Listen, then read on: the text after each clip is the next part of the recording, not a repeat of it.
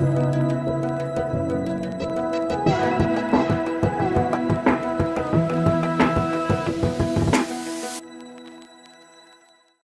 the recent murder case in the Warunge family shocked not only their relatives and family members, but the whole of the country. A lot of people started wondering, am I really safe? My family members, do they really care about me? Or will one day will they wake up and hack me to death? This is what has been happening in our society today. This is what we watch in our news, families turning against each other and killing their relatives. It is a sad state, and right here at Transforming Families this evening, we want to talk about eliminating homicides and suicides in the families. A very good evening to you, and thank you so much for joining us today. My name is Faith Kaulu. I'm really excited to be here because this means that families get to be strengthened, families get to be transformed. And on today's episode, I'm really happy and excited to be joined by Pastor Kinyanjui Joseph, a minister at Voice of God Church, as well as a marriage and family therapist. Thank you so much for being here this evening. Welcome. Yes, and on the very far end is the beautiful Mrs. Alice Namu, who is a minister of the Word of God as well, and a counseling psychologist. Asante sana. I'm really excited to have you on board and to discuss this very serious matter, because I mean, death is the worst crime that could ever be, because then you are ending someone's life. You're not giving them a chance to see tomorrow. And it is a sad state to see that this is now happening in our families. You see, initially would say, oh, a stranger would come in the night, a thief probably would hack me with a panga. But now it's someone that you're eating from the same sufuria, and you're wondering, really, am I really safe even at home? And this is such a sad state. I think I'd like us to start with, how did we get here where family is no longer the epitome of love, that there's so much hatred in the family that even leads to death? Pastor Kinyanjui. Thank you so much, Faith, and the entire family of CAC, even for choosing on such a real experience that is devastating every person everywhere. Because as you said, we used to arm ourselves and secure our homesteads and make sure that you've locked your door and you thought that you are safe with your children or even with your husband or your wife. And this one should be an alarm, an alert bell, and everyone must be concerned about it, beginning from children, the parents, the community, the nation, the church, and everyone. Because this child is a brother to someone, is a husband to be, and if these things are happening, then no one is safe. And how did we get here? That's the question you're asking. And there are several things that have contributed towards these results and this havoc in life. And one of them, I would say, is about the parents. And the parents are the ones who are the manufacturers of whatever it is that we shall have tomorrow. That child that was given to that family is the one that will become a husband to another person, and it goes on reproducing itself. And so parenting is a major center of concern. We must ask ourselves, are we right on bringing up our children? Myself as a father, because I'm a father of 3 and married for the past 12 years. And so I'm asking myself, am I the real father in terms of, have I qualified myself in terms of practice? Am I offering to my daughters and my son the kind of a father? And also as they grow up, am I showing them the model of a husband that my son will be, or my daughters should expect? And so as parents, when you lose on bringing up your children, then you are not even sure who is it that you are bringing up. Because children are not about feeding them, dressing them, and offering the basic needs. But it's about growing together, working together, having to discipline, having to say no, and to encourage the yes. And so you will be in a position to bring up. And so I would say the first thing is that the parents might have missed it in one way or the other. And also the children themselves and the environment which we have introduced them to. The environment could have, you know, changed and informed their world otherwise. Like what you mentioned about the Warunges. The boy would say that I watched a movie. And because we understand he was in college, there is a lot of influence, even about the planning or trying to act as the movie happens. Then there is a lot of teachers, you know, a lot of teachings going on outside there, and the parents should have a filter, should screen their children and understand what is it that my son interacted with. I've always discouraged boarding schools. Because boarding schools, they not only steal and take away our children, and they steal, I mean stealing is about taking the quality time, because they have my child from 6 a.m. to around 5 a.m. Then after classes, my children do not come home. They stay with them. And so the parent, even they have restricted, currently with the COVID measures and protocols, they have restricted the visitings. And so the parent is shut out for more than 3 months or so. And so what you are receiving after March is a stranger who is also on transit. Anaenda kutembelea grandmother, grandfather, uncles, everywhere. And so even the parent himself or herself has also planned about her schedule. And so you have no time for your children. And so parenting and the interaction is a real cause that have delivered what we have today. Thank you so much for that. There's a debate going on about boarding schools. They want to abolish boarding schools, especially with what we have been witnessing since the opening of schools. I think that is a discussion for another day. But thank you for that. Mrs. Alice, do you agree that we are here because somewhere parenting, we missed a step in parenting and instilling discipline in our children? Actually, it is very, very true. Because one thing, during my time, I may not be very old, but I have some years. We had a program that we used to watch that was called wrestling. There was such a program when I was young. I don't know whether these days it's still there. And we used to watch it every evening, and I have never heard anyone go wrestle. I have never heard anyone say that I kicked that boy, I kicked my sister, I kicked my brother the way I saw in the television. And therefore, I just want to say, just like as Pastor Kenyajui has said, there is a miss, there is a gap in between the parenting of maybe a few 5 years or 6 years back and the parenting of today. Because one thing, we have just become so busy looking for money. Parents, we are very good at looking for money. We are all over, up, down, from 4 a.m. You are out to go and look for money. You want your kids to be okay. You want to give them a good house. You want to give them a big screen that must be hung on the wall, not even, you know, you want to provide all these things. But then we miss only one thing.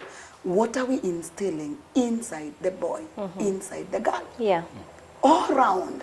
What we can see with our own eyes, we are doing it perfectly. But then what we cannot see, that is going to be shown out of the actions that will be done later, that is what we are not taking care of. So just like Pastor Kenyajui has said, there is a lot of parenting issues. And parents must understand that there is somewhere we have missed. And again, something else is that we have really trusted teachers with our children, because we think curriculum teaches discipline, curriculum teaches what, mannerisms, even sexuality. We want our children to be taught, and therefore we have no problem. We have paid school fees anyway. It's our money working for us. And therefore, when our children come out for holidays, we have no business with asking them, how are you faring? What new have you learned? Right? So I think parents, we've engaged ourselves in so many things that will not benefit us at the end of it all. These will not benefit us. Actually, what they are going to do, this money that we are giving our children, just as Reverend Kenyajui has said about boarding schools, obviously you have to give your child pocket money. So this 1,000 that you are giving them, actually these days what I've noted, I have a Form 1 son. And what they do when they go to school, they save a lot. So when he comes home, he has some 50 shillings to go and buy movie every day. You see? Yeah. And therefore, if I am not very keen on what they are watching, if my son cannot watch a movie when I'm around, then be sure that movie has an issue. It's not right. Right? Yeah. So parents need to reopen their eyes. Okay. They need to see exactly that what they are doing, what we can see with our eyes, there is much more. There's much more happening. Must be done in the children. That is not seen with our eyes, but it will be seen like now what just happened. Yeah. And we shall be saying, oh, what happened? Sure. And this is what we don't want. I hear you, and I agree that there's a really huge gap between parents and their children, especially in today's society. You know, a lot of people say, I really wish that my parent knew me the way my friends know me, because you spend a lot of time hanging out with your friends, schoolmates, workmates, other than your parents back at home. But now let's look at, it's not only children who are probably committing suicide, leaving back letters saying, you know, Mom, I killed myself because my girlfriend left me. But I've also seen cases of parents killing their own children. We've also seen cases of parents killing their partners. I mean, adults, let me call them adults, committing homicide. What could be the reason behind that? I mean, are we really that cruel in today's society?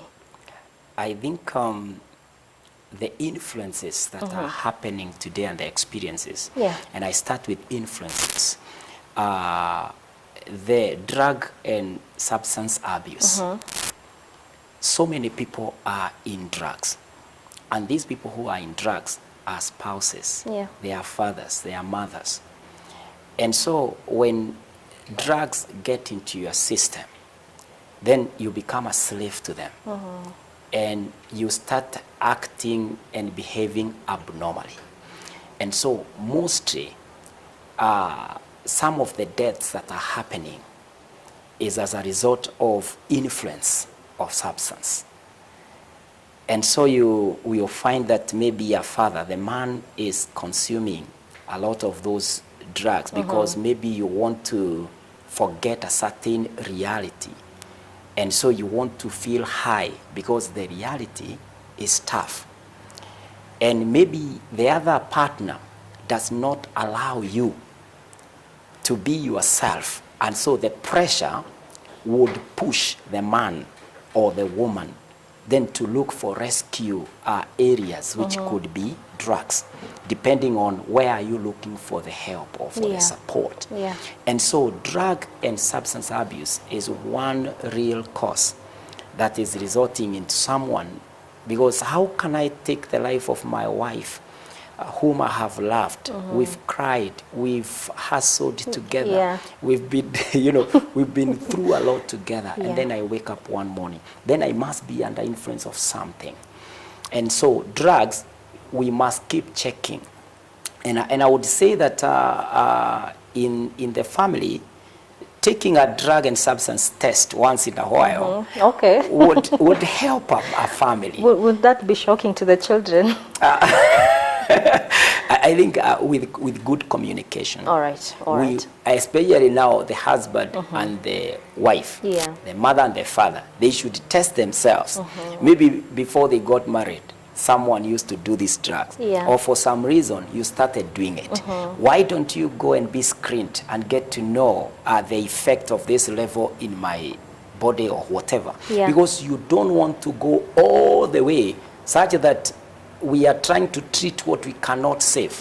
We are talking about somebody who took life and we cannot return that life, even if we cured or we jailed this man. So going before and having ourselves taken the measures and getting to know yourself better is a recommendation I would do. Another thing that I would say is about the financial status. The experience of poverty today is somehow be going out of hand. We are unable to handle the experience that you are unable to provide for your household. You can't pay school fees, you can't meet medical bills, you can't take your child to school. And you are looking at that and saying, really? And so the reality of the needs overwhelms you. And so you want to take away the lives of your children, even your spouse, and the whole house is on fire and you just commit suicide. And also when there arises betrayals what we may call unfaithfulness in a marriage, and some people are unable to handle such levels of experience, whereby I've loved my wife with the whole of my heart. Yeah. All of a sudden, I'm shocked that she is in love with somebody someone else. else. I can't live with that reality. And so what happens to me is that I'll react. If I'm not handled by a professional, a person who will show me how to overcome such an experience, Yeah. then I will handle it the way I know. And the way I know might be about, the worst happening. And so the issues of unfaithfulness and the issues of poverty, the drug and substance abuse, those are some of the major things that for me, if they are addressed, then we could minimize Yeah. the level of these happenings. We'd see a better society. Yeah. Thank you so much for that. Now, Mrs. Alice, I Yes. mean, killing someone has become as easy as drinking tea, a very sad situation in our society today. What, just as Percy has said that, maybe drug abuse, of course we have issues with depression, which is on the rise into the society. What's your take?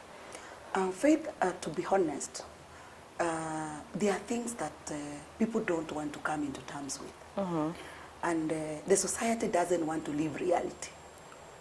And one thing, and a research that I have just done, is that people think when you're marrying, love is at the highest. That is not true. Okay. Love grows, right? So when we were starting with my husband, maybe the love was 20-30%. Yeah. Now, when we come to know each other more, I realize his strengths, I realize his weaknesses. I am able to twist myself on how I'm going to survive with the weaknesses, Yeah. and how I'm going to use his strengths to build myself. So the love grows, right? But now, one thing is that people are getting into marriage, Yeah. and you trust someone like, he's God. Yeah. And because you think that you have married a wife, you've married a husband, so you think that that's like an ATM. That pin is mine and everything is mine. Yeah. But there's one thing I just want to tell the viewers and even ourselves, is that the truth is that whoever you trust, the 100%, whatever you are hearing from your neighbor, it can happen in your house. We need to leave a gap of what if. There's always a way. What if? What if? What if? What if I realize my wife is moving out? Just as like Pastor Kenyejuya said. What if I realize my husband has another wife with age mates of my children? Yeah. But when we are in marriage and when we are just pampered with love, we don't like imagining the negative side of what can happen. And by the way, nobody thinks about it. But this is something that I need couples to think about it. Yeah. Because what you hear other couples do, what you hear happening in other people's marriages, be sure at your place it can happen. So just before it happens, can you ask yourself, what if it happens? How would you do it? You right? So that now when it happens, in case Yeah. it happens, you will be able to handle it in a sober way, because you may not have expected it, but you thought about it. So people, when they're getting into marriage, please let them know that they're not marrying God. Yeah. They're not marrying Jesus Christ. No, you're marrying a human being. And to be honest, Faith, when you become someone's wife, that doesn't mean you're the first one to win their hearts. You just became the last one. Yeah. And therefore, we need just to understand that there were exes. Yeah. And therefore, because they are exes, and there are some who are even getting born, and therefore, you need to put yourself. It is a tough reality. It is Yeah. a bitter reality, but we need to come to terms with it. I think the next thing we can talk about is denial. And always, me, I'm not wrong. She's the one who is wrong. Me, I can't do anything. You know, my husband is the one who is. You know, we blame game every time. Families don't want to sit down and agree. Faith, here you did this, I did this, and therefore, Alice, you're wrong. Faith, you're also wrong. So let us avoid this, whatever we do, right? Yeah. When we come into marriage, even if you feel that you hear your husband is moving out and you feel like you just want to just do away with the transformer, and you can even use hot water and you burn everything. Yeah. One thing, ask yourself, before he got to that point of having that side chick, did you contribute anything? Did you do any contribution? Yourself, did you push him out? So I think those are some of the two things that I may think about that may make couples do great harm to each other only because we don't want to come into terms with the reality. With the reality. Yes. I mean, you're raising very serious points, because recently there has been a debate going on that if a wife cheats or a husband cheats, they cheat because they're a cheater, not because you've done anything. But here you are saying that check yourself as well. Did I do anything to contribute to this outcome? And there's something you've mentioned, allow me to take us back, that think about the what ifs. What if my husband goes out? You know, but we are told do not think of negative thoughts, because they might actually happen in marriages, for better or for worse. Pastor Kinyaju, what's your take on that? Of course, the husband and the wife is a one-use case. Yeah. One user. Yeah, So sure. my wife belongs to me. Yeah. My husband belongs to, you know. But it's a reality that a person can change his or her mind. Okay. And so if that was to happen, what would happen? And so we need to put the shock absorbers in place. For example, I would say, if that would happen, have I put mechanisms like, do I have my best couple in place? Do I have a counselor in place who would help me? I would go and cry there, and she or he will offer a shoulder for me and just and walk with me. But not about I'm ready that if she walks out, there is already a waiting chick, you know, or a partner somewhere waiting, so that ataingia. This is a very tricky kind of a scenario, because when you are in a marriage with a very wide emergency door, then you will not be able even to persevere, even when the weaknesses of the partner are so shouting and loud there. You will be unable to put up and help her to overcome, or help him to overcome, because you already have an alternative. And you see, they say that the grass is always greener beyond the fence. Yeah. What you don't know is that there could be sewage overflowing over there. True. And so when you have these, maybe Alice can still explain further how wide the door should be about having an alternative, especially in marriage. But for me, I would say that there is something that was missed when these people are getting into the relationship. For example, the people who never go through counseling, they didn't have premarital counseling. They don't even have an ongoing counseling, even post. There is nothing going on. You just entered into an institution that is so robust. You have no clue about the corners, the bumps, the potholes, and you are just saying, I'll keep driving. Yeah. And it is even at night. Maybe even your car has lost the lights. The lights. And so you are just there confused. The Google map is not working. You are just driving. Then it can take you anywhere, because you will be lost and you don't even know you are lost. And so in a marriage, I would say that those preparations, they must be checked. And right now, what Faith you've brought us to do here, I would say is the first step towards, healing and rescuing marriages. Having this information come before anyone takes, the life of the other. That's what I would say. Yeah. Is there anything you'd like to add? Reverend Kinyaju has just asked me about the extent of the door, and he has just answered the question in his conversation. And what I think myself, when I think we are going to come into agreement, I said that it's important to know that it can happen. Yeah. I didn't say anyone to have a side chick anywhere. That is wrong. It is evil.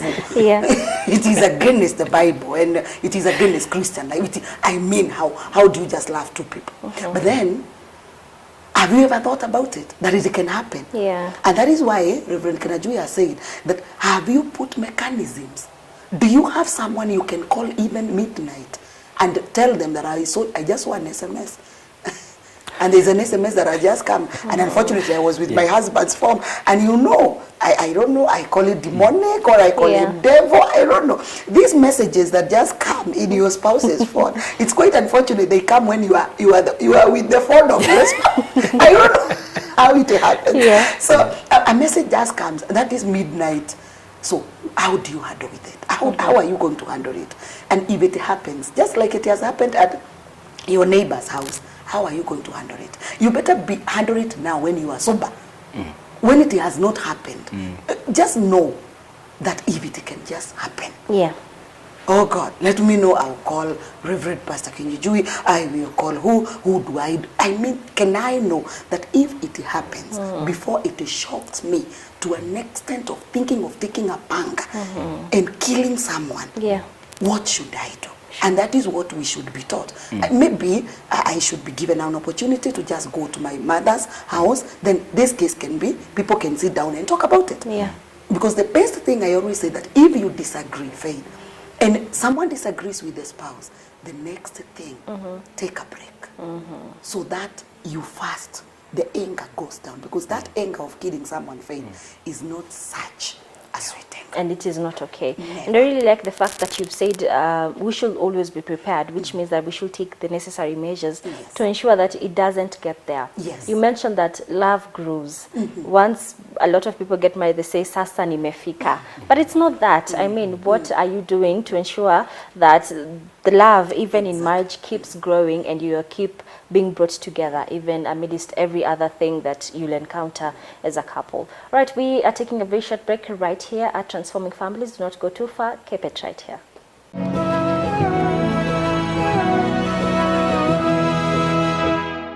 Welcome back to Transforming Families, and thank you so much for keeping it right here. Today we are saying that we are worried because of the number of murder cases that are happening in our family.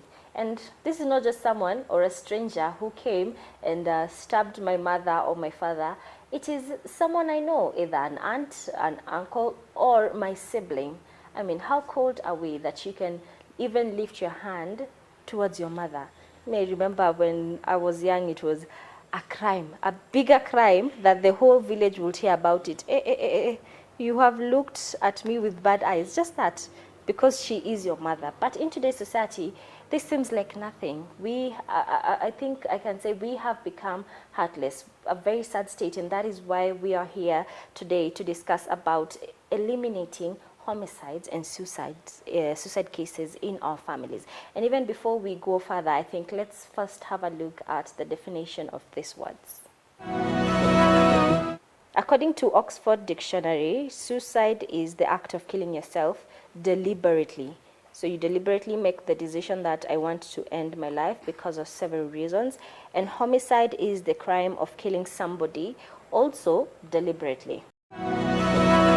I'd love us to focus a bit on suicide this second half of the program and look at what would push someone to the edge that they would say, you know, I think the only way out for me is to end my life. There is no other way out. There is no better tomorrow. You know, the only way is for me to end my life and to end it now. What would really push someone? What bad state would they be in to just make a decision and say, I don't want to live anymore? I think we'll start with you, Mrs. Alice. All right. It's really sad that someone can just wake up and think that I don't need to see the next second. It's a very sad state, and we have a lot to do about it because it's not something that it's even sweet to talk about. Yeah. But then because it is happening, we have all the reasons of talking about it. Yeah. But then in our counseling time and this season of counseling times, we've come to realize that one main reason as to why people feel that I need to just bring my life to an end is because of too much expectations and very little contribution. Okay. You expect that in the next 5 years, you should be driving with a mansion, married, with a plot, prime areas. You have all those expectations. There is going to have those expectations. But do you just think they come? Do you just think they come?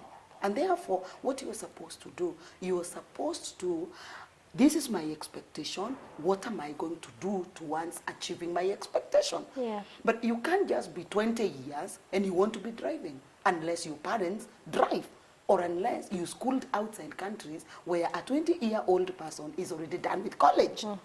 Right? Yeah. So we need to measure what are our expectations and what is our contribution.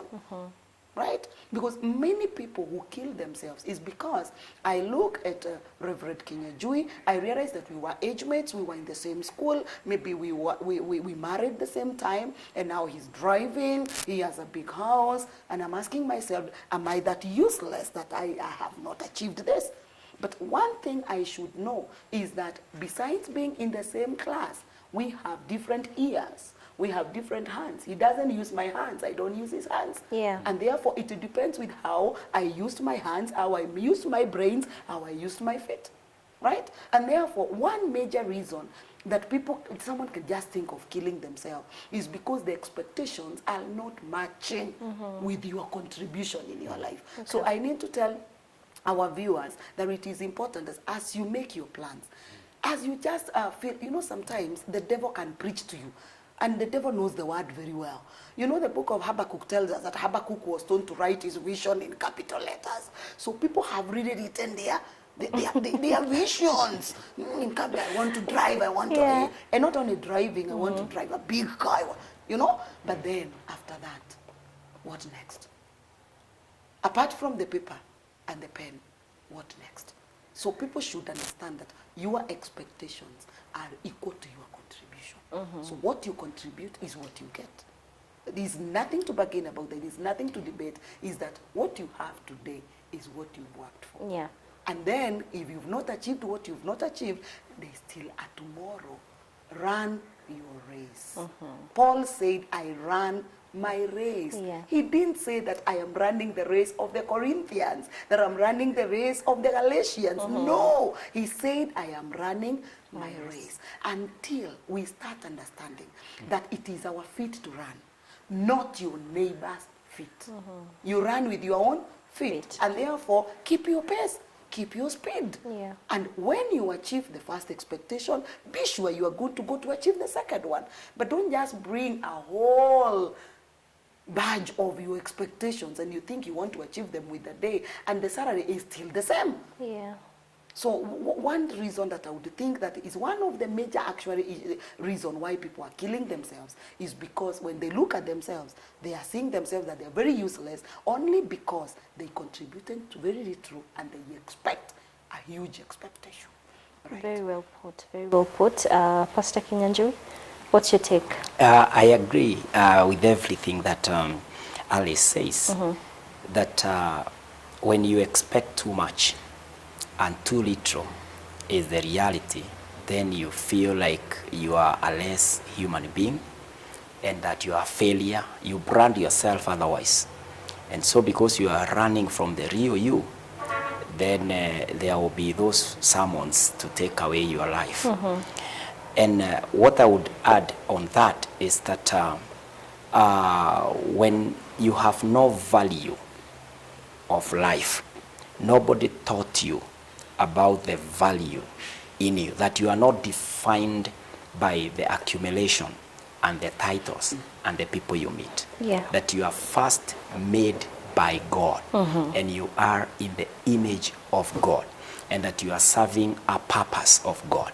You understand, and my approach to the value of life is whenever I visit a hospital ward, maybe it's an ICU, it's a HDU, or it's a general ward, and you find that the doctors, the machines, everything is dedicated to saving life.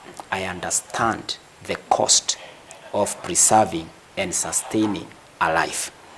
And so when you look at that, you are saying, oh, so God has done all this because I have value to live today and tomorrow. And so this is something that the parents should impact in their children. This is something that the spouses should talk and say. We may be poor today, but tomorrow we will have a car, we'll have a house because we are alive. But taking away our lives will not give us the car tomorrow, or will not even, reward us. Yeah. Actually, we don't know where we are headed.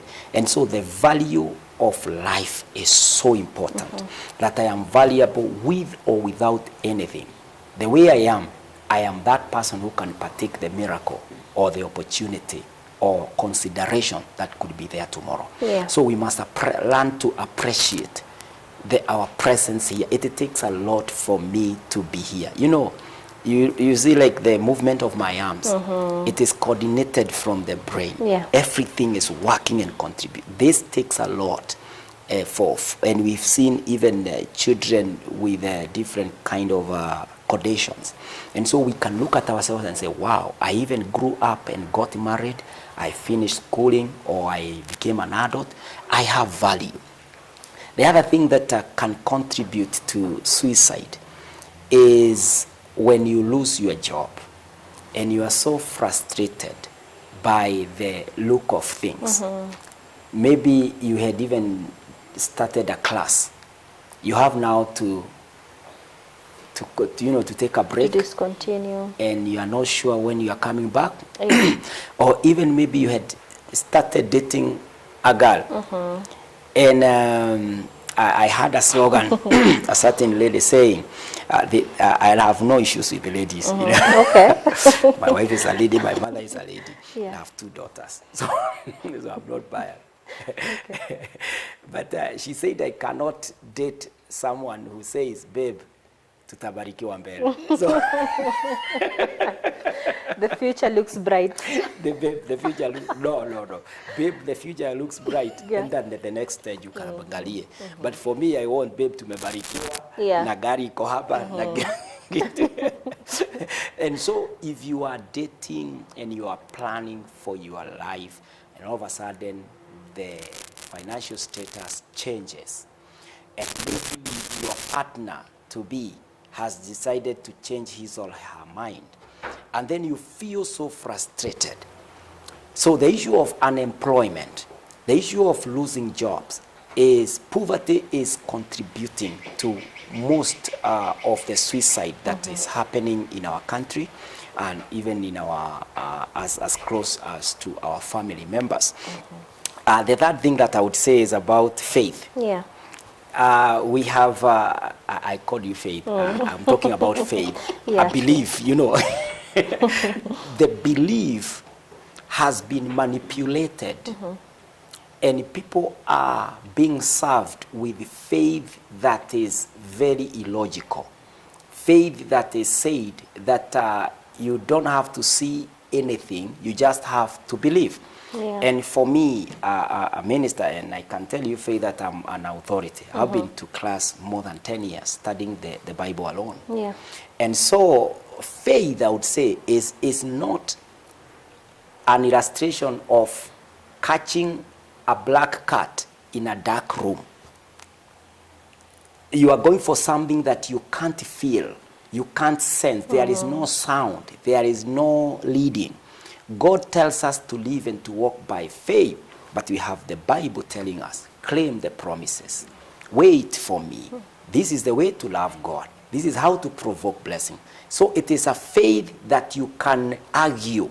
You can put it on the table. It is logical.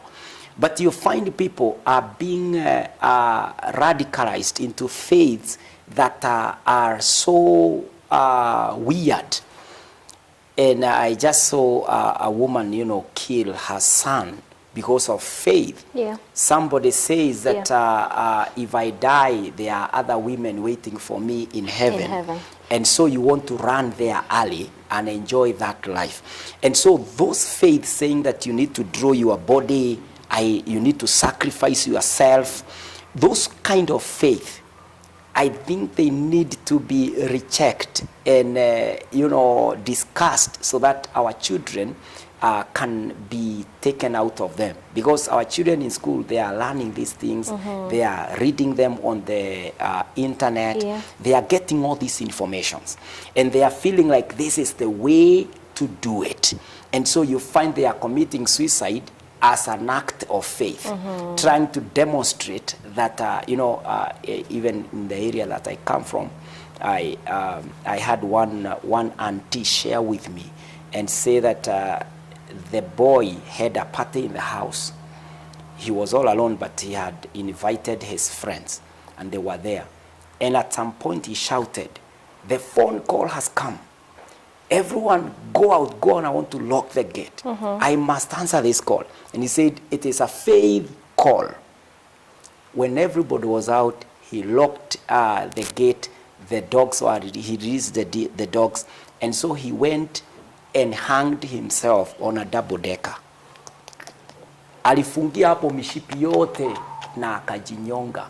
In the name of faith, that I have received the call and I must answer my Father. He indicated that he had a faith that he had subscribed, and every call he received, he had now to act to the directive of a very young man at the age of 20 years.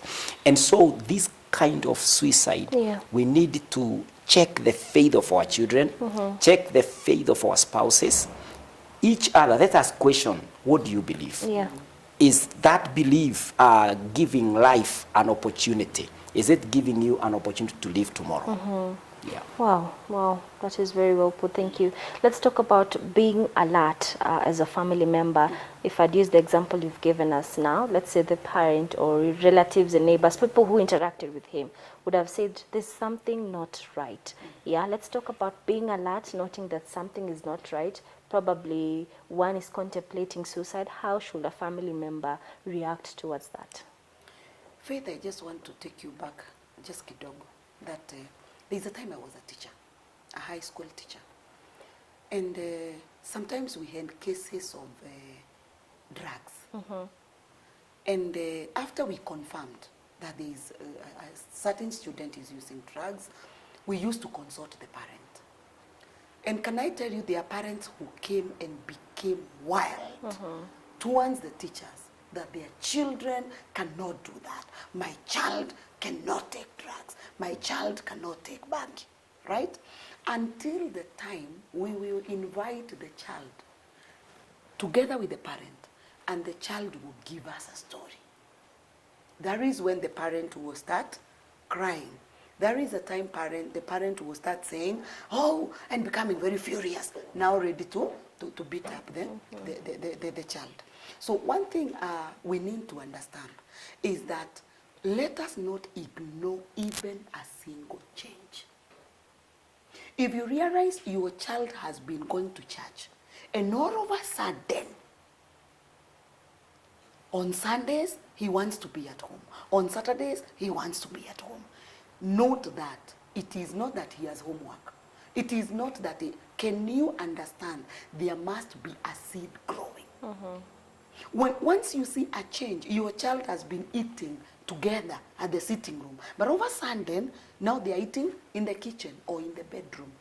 Don't just say that they are growing. This is adolescence anyway, so he can eat in the kitchen. Can you understand this? A seed that is growing, that you need either to nurture it grow, or you remove it from the soil before it sprouts. So what I want to say is that we must be very much alert with every change. Your spouse has been very talkative. All of a sudden, he comes, sleeps on the sofa, and he doesn't talk. Don't just say that, "Oh, it's the loan that he took anyway, that is why he is stressed." Don't just assume that the problem is the cause of his withdrawal. There must be something else more. There can be something else more than the loan. There can be something else more than what you think. I remember there is a time I lost a close friend of mine. And I didn't like the explanation of the people who saw him just before we found his body dead. Because the friends who found him, they said, "We found him in the bar. He looked like a person who had cried for a very long time, and he looked weary."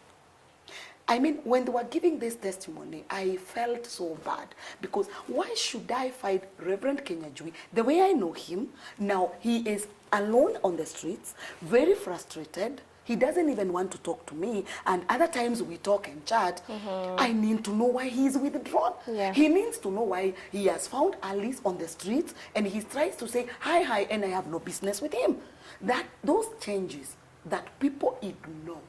Finally, we just hear so and so took up his life, and we start saying, oh, and by the way, juzi alikuwa ameniambia bibi yake alimtukana usiku, mimi sikushughulika. I mean, can we let us take whatever change that is coming in, let us take those changes, Faith, very serious. Maybe if I may ask very briefly, how should a parent approach such a situation, or anyone really, because there's a way you can approach it and the person withdraws even further? Yes, very good.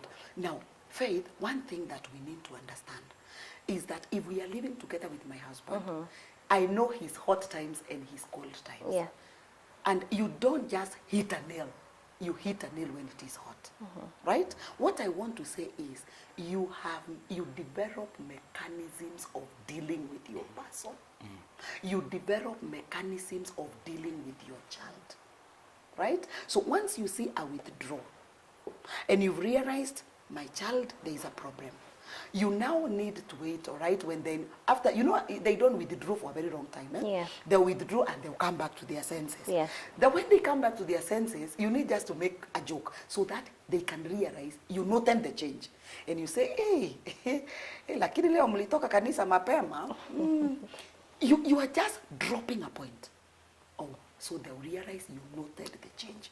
When your husband yesterday slept on the couch for a very long time, tomorrow he will come to the bed very early and you tell him, jana hata nilikuwa nimeshanga. Why should you sleep on that? Let them realize you've noted the what. Now after that, engage them in a conversation in a smooth way and don't show them that you want to corner them. Because once a person is almost committing suicide, they don't like being cornered. You will bring the suicide nearer. They like someone appreciating them. They like someone telling them, hey, you look smart, you look nice. Oh, they say, oh, today I wanted to kill myself. I will not kill myself today. If my mother told me I am good, then let me die tomorrow. So let us develop mechanisms of giving hope to the person who wants to die so that you can have a reason of telling them life is precious. Yes. Well, Pastor Kinyanjui. Yes. When does a child stop being a child? Because times are tough, economically, financially. It's even hard to get a proper job. So he's a student who's done with school. They're out job searching, and the parents say, you're very useless. You're staying in the house. Your fellows are out there. They're working. What are you doing? You know, I'd like to think that this is what a lot of young people are experiencing and going through, having talked to fellow friends and people I interact with of my same age. So maybe a message to parents out there. When does a child stop being a child? That, you know, you let them go. Since they are well, they're able to fend for themselves, if I may put it that way, as well as how should a parent ensure that they are positively impacting the life of their children? Good question. And I think there is no given time that a child ceases or stops being a child. Anyone and everyone actually is a child of somebody.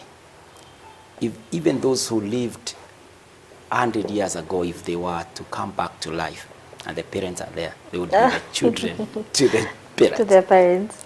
And so I love what the wildlife experts do when they want to introduce a certain species or an animal they rescued somewhere back to the wild.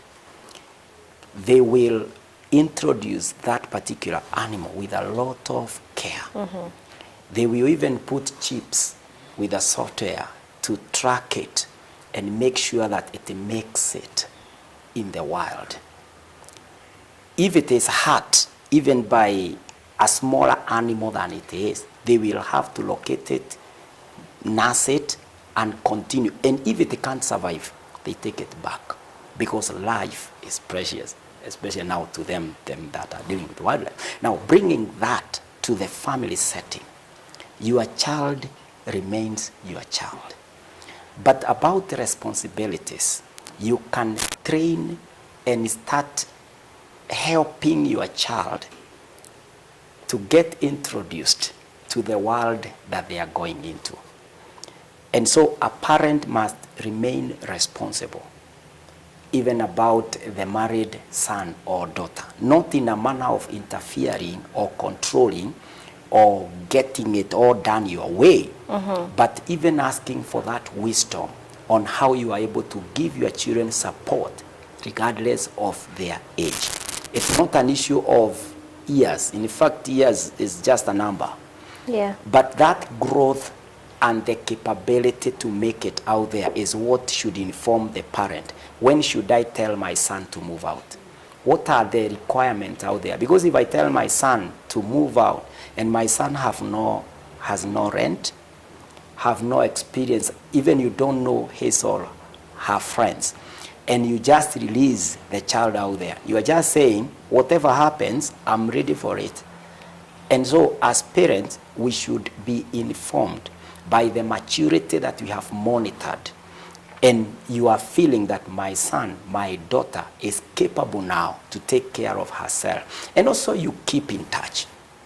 You keep in touch with your child, keep the communication line open, and make it your duty to keep checking, not to keep controlling, as I said before, but keep the concern that, my daughter, how have you been doing over the week? Can you come over with your husband for supper or something like that? All you want to do is to keep them knowing that you are backing them up and you are supporting them. But don't chase your child out. We mature differently in different seasons and ways. And so if the daughter or the son to fulani, who is the age mate to your children, just bought a house and got married, that does not inform my son that my son should get married tomorrow and buy a mansion and move. No, that is their own league and journey. I, the parent, it is my duty, my responsibility to make sure that my son and my daughter is introduced into the world in a responsible, accountable manner, the way I can. All right. Thank you so much for that. They say comparison is the killer of all joy. And indeed, it's a message out there for parents to stop comparing their children. Because what it does, it makes them feel that they're not enough, that they're not doing their best. It just kills their self-esteem and crushes them. For me, I'm grateful that we're able to have this discussion today. Thank you all for coming and for your very great input. All I want to say to you out there is that there is hope for a better tomorrow. So if you're at a place where you feel this is the dead end, the only way out is to a better tomorrow. Because if you have no job, you'll definitely get a job. That's the only way out.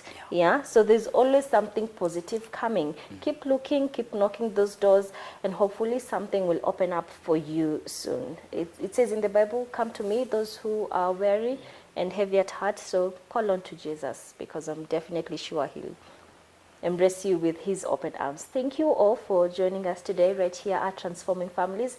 My name is Faith Kaulu. See you next time, same place, same time. Goodbye.